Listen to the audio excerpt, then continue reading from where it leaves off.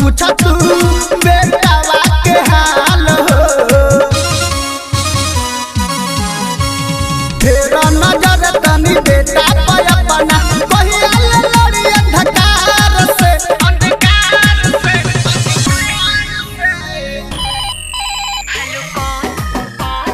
ए माई हमारा भक्त बोलतानी जिला मोतिहारी बिहार से। ए माई हमारा भक्त बोलतानी जिला मोतिहारी बिहार से। चंदन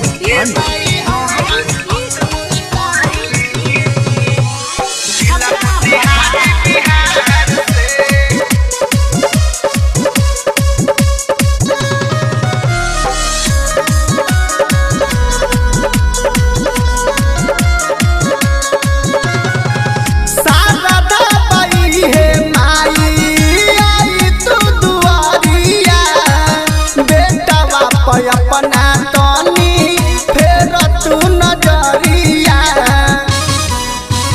माई हो शारदा बाई है माई आई तू दुआरिया बेटा बाप अपना तनी फेर तू नजरिया।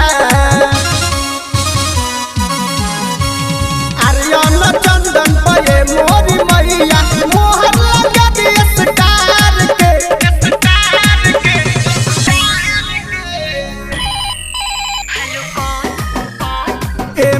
हमारा भक्त बोलतानी जिला चंपा